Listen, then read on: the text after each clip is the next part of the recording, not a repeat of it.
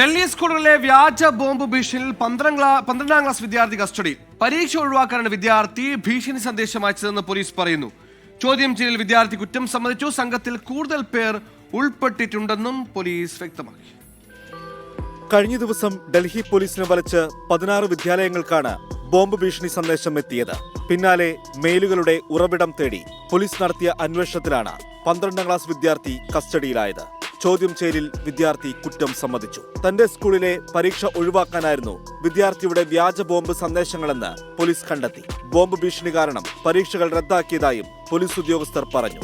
ഓരോ തവണയും സംശയം തോന്നാതിരിക്കാൻ ഒന്നിലധികം സ്കൂളുകൾക്ക് മെയിലുകൾ അയക്കുകയായിരുന്നു. മുമ്പും സമാനമായ ഭീഷണി സന്ദേശങ്ങൾ വിദ്യാർത്ഥി അയച്ചിട്ടുണ്ടെന്ന് പോലീസ് കണ്ടെത്തി. ഇതേ സ്കൂളിലെ മറ്റു വിദ്യാർത്ഥികൾക്കും വ്യാജ ഭീഷണി സന്ദേശത്തിൽ പങ്കുണ്ടെന്നാണ് പോലീസ് പറയുന്നത്. കഴിഞ്ഞ 3 മാസം മുമ്പ് RK പുരം, പശ്ചിം ബിഹാർ തുടങ്ങിയ ഡൽഹിയിലെ 100ഓളം സ്കൂളുകൾക്ക് വ്യാജ ബോംബ് ഭീഷണി സന്ദേശം എത്തിയിരുന്നു. 24 ഡൽഹി.